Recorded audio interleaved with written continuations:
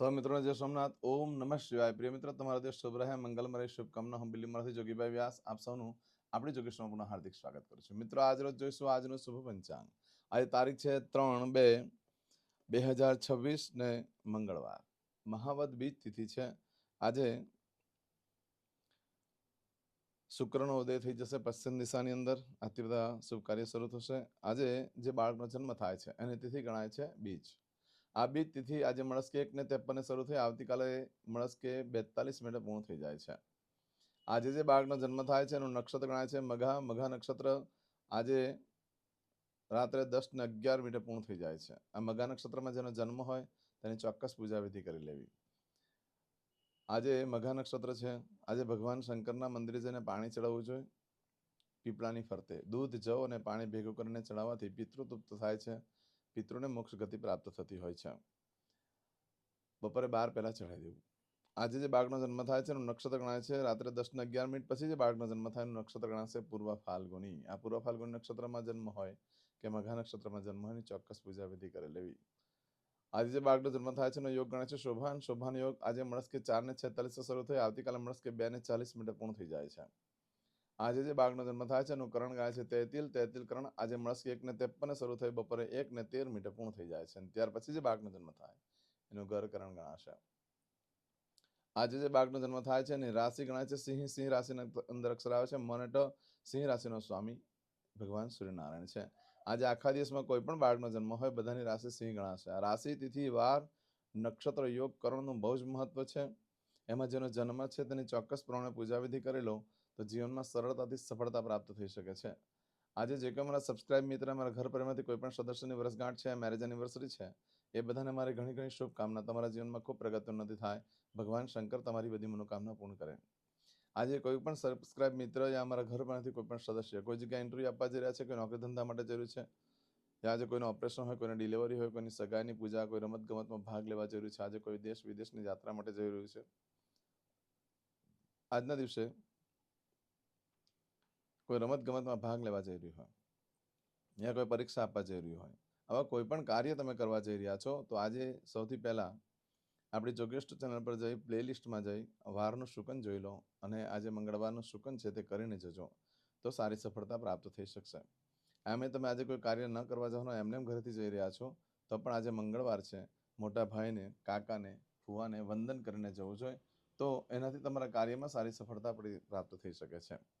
આજના દિવસે કૂતરાને ગોળ, ઘી અને ભાખરી મિક્સ કરી ઘઉંની જે રોટલી બનાવીએ છીએ તે મિક્સ કરી અને ખવડાવવાથી ભય, રોગ, શત્રુ બાધા પર વિજય પ્રાપ્ત થતો હોય છે. આજના દિવસે ખાસ કરીને કોઈ પણ કાર્ય તમે કરવા માંગો છો તેના માટે પણ એક ચોક્કસ શુભ સમય હોય છે જે આપણે જોઈ લઈએ. આજે સવારે 9 થી બપોરે 1:30 સુધીનો સમય શુભ રહેશે. બપોરે 3 થી સાંજે 4:30 વાગ્યા સુધીનો સમય શુભ રહેશે અને સાંજે 7:30 થી રાત્રે 9 વાગ્યા સુધીનો સમય શુભ રહેશે. રાત્રે 10:30 થી આવતીકાલે મળસ્કે 3 વાગ્યા સુધીનો સમય શુભ રહેશે. પરંતુ મિત્રો, આ સમય જે કહ્યો છે એ સમય આજે તો આખો દિવસ અશુભ જ છે. કોઈ પણ કાર્ય કરવા માટે યોગ્ય દિવસ નથી. ન ખરીદી કરવા માટે, ન વેચાણ કરવા માટે, ન કોઈનો ધંધો વેપાર ચાલુ કરવા માટે, ન કોઈ ઇન્ટરવ્યૂ આપવા માટે. પણ સંજોગો એવા બની જાય કે આજે કરવું પડે એમ જ છે તો આ સમયગાળા દરમિયાન જે મેં કીધા એ સમયગાળા દરમિયાન તમે કરી શકો છો. તે પણ આપણું શુકન કરીને કરી શકો છો જે યુટ્યુબ પર મેં મૂકેલું છે. એમ આજે તો અશુભ દિવસ છે છતાં પણ આજે જો તમારી કોઈ વસ્તુ રાત્રે 10:11 સુધીમાં ખોવાઈ જાય છે કે ચોરાઈ જાય છે તો 7 દિવસમાં મળે, બાકી મળવાની શક્યતા બિલકુલ ઓછી છે. આજના દિવસે જો તમારું કોઈ પણ વસ્તુ રાત્રે 10:11 થી લઈ આવતીકાલે રાત્રે 10:13 સુધીમાં ખોવાઈ જાય છે કે ચોરાઈ જાય છે તો મળવાની શક્યતા બિલકુલ નથી. કહેવાનો મતલબ છે કે આજનો દિવસ અશુભ જ છે, કોઈ કાર્ય કરવા માટે યોગ્ય દિવસ નથી. આજે કરશું આજનો સંકલ્પ તે પહેલાં આજે ભગવાન વિષ્ણુના દર્શન કરવા માટે જજો, કારણ કે આજે બુધવાર છે. નારાયણના દર્શન કરવાનું આજે બહુ જ મહત્વ હોય છે. સંધ્યાકાળના સમયે ભગવાન શિવના મંદિરે દર્શન કરવા ખાસ જજો. એનાથી રાહુ શાંત થાય છે, બુદ્ધ પ્રસન્ન થાય છે અને ભગવાન નારાયણ પણ પ્રસન્ન થતા હોય છે. ચમચીમાં પાણી લઈ લો. અદ્યતન માસના માસોત્તમ પરમ પવિત્ર મહામાસે શુભે કૃષ્ણ પક્ષે તૃતીયાયામ કૃષ્ણ પક્ષ દ્વિતીયાયામ ભૌમવાસ અન્વિતાયામ આ સંકલ્પ પૂર્ણ થાય એટલે મને તરત જ મેસેજ લખીને મોકલાવજો. તમે જે ભગવાનની પૂજા કરતા હોય, ધારો કે રામજીની કરતા હોય જય શ્રી રામ લખીને મોકલાવો, ગણેશની કરતા હોય જય ગણેશ લખીને મોકલાવો, મહાદેવની કરતા હોય તો ઓમ નમઃ શિવાય બોલીને મને લખીને મોકલી આપો યુટ્યુબ ઉપર. યુટ્યુબ ઉપર હું તમને લાઈક આપું એટલે સમજી જજો કે મેં તમારા માટે ભગવાનને પ્રાર્થના કરી દીધી છે. હવે દરેક જણા પોતાનું સાચું નામ બોલી દો. તમારું ગોત્ર ખબર હોય તો ગોત્ર બોલી દેવાનું. પછી બોલવાનું છે અહમ, મમ, આત્મન, શ્રુતિ, સ્મૃતિ, પુરાણોક્ત, પુણ્ય, ફલ, પ્રાપ્તિ, અર્થમ, અપ્રાપ્ત, લક્ષ્મી, પ્રાપ્તિ, અર્થમ, પ્રાપ્ત, લક્ષ્મી, ચિરકાલ, સૌ, રક્ષણાત્મક, લોકેવા, સભાયામ, રાજદ્વારે, વ્યાપારે, વિદ્યા અભ્યાસે, દેશે, વિદેશે, સર્વત્ર, યશ, કીર્તિ, વિજય, લાભાદિ, પ્રાપ્તિ, અર્થમ, મમ, અખિલ, કુટુંબસ્ય, આયુ, આરોગ્ય, ऐश्वर्यादि, प्राप्ति, अर्थम, मम, जन्म, समय,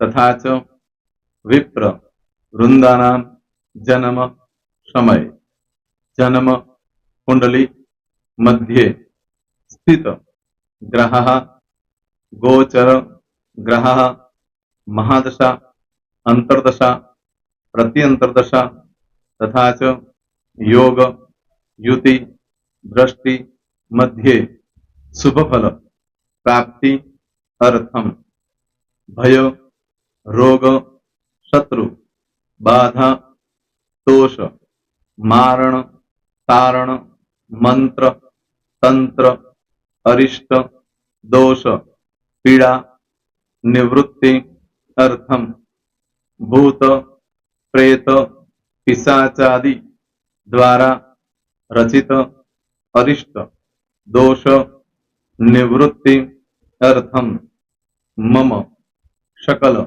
मनवांछित फल. તમારા મનમાં જે કઈ ઈચ્છા હોય તે બોલી જવાનું.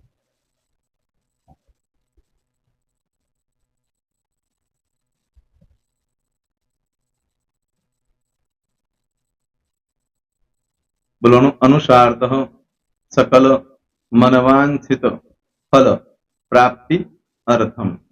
હવે જે બરકતની પૂજા વાળા છે એ લોકો તો આ બધું બોલવાનું જ હોય છે, એ લોકો માટે કોઈ સ્પેશિયલ નથી.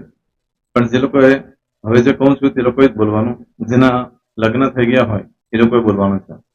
મમ દાંપત્ય જીવન મધ્યે સુખાકારી પ્રાપ્તિ અર્થમ પુત્ર પૌત્રાદિ સંતતિ પ્રાપ્તિ અર્થમ. આ સંતાન પ્રાપ્તિ વાળા માટે પણ આવી જાય છે એમાં. દીર્ઘ આયુ આરોગ્ય ઐશ્વર્યાદિ પ્રાપ્તિ અર્થમ. તથા ચ હવે જેના લગ્ન નથી થયા તે લોકોએ બોલવાનું. મમ જટટી વિવાહ યોગ પ્રાપ્તિ અર્થમ વિવાહ પશ્ચાત દાંપત્ય જીવન મધ્યે સુખાકારી પ્રાપ્તિ અર્થમ. હવે જે લોકોને સંતાન પ્રાપ્તિ નથી, જે લોકોને સંતાન પ્રાપ્તિ છે કરવી છે એ લોકોએ બોલવાનું. મમ દાંપત્ય જીવન મધ્યે સુખાકારી પ્રાપ્તિ અર્થમ તથા ચ દીર્ઘ આયુ આરોગ્ય ऐश्वर्यादि समन्वित संतति सुख प्राप्ति अर्थम. હવે જે અભ્યાસ કરી રહ્યા છો છોકરા વિદ્યાર્થીઓ છે તે લોકોએ બોલવાનું છે. મમ વિદ્યા અભ્યાસ મધ્યે ઉત્તરો ઉત્તર પ્રગતિ ઉન્નતિ સાનુકૂલતા પૂર્વક દિવ્ય સફળતા પ્રાપ્તિ અર્થમ. હવે જે લોકો વિદેશમાં જવા માંગતા હોય કે શીપમાં જવા માંગતા હોય, મતલબ ભારત દેશની બહાર જઈને ધંધો વેપાર કરવા માંગતા હોય એ લોકોએ, અથવા વિદેશ જવા માંગતા હોય કાયમ માટે, એ લોકોએ બોલવાનું છે. મમ જટટી વિદેશ ગમન યોગ પ્રાપ્તિ અર્થમ વિદેશ ગમન કાર્ય મધ્યે સાનુકૂલતા પૂર્વક દિવ્ય સફળતા પ્રાપ્તિ અર્થમ. હવે આરોગ્ય વાળા બોલવાનું છે, જેને આરોગ્યની પૂજા આપેલી હોય એ લોકોએ. એમ તો દરેક જણા જ બોલવાનું છે. બોલો મમ આયુ આરોગ્ય ઐશ્વર્યાદિ પ્રાપ્તિ અર્થમ.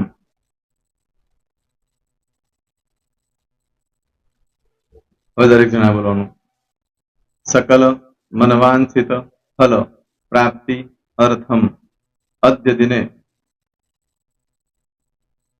પ્રધાન દેવતાનામ નિત્ય દિન અનુસાર્થ પૂજન અર્ચન કર્મણિ અહમ કરીશ્યે. પાણીવાળી થાળીમાં પાણી મૂકી દેવાનું છે.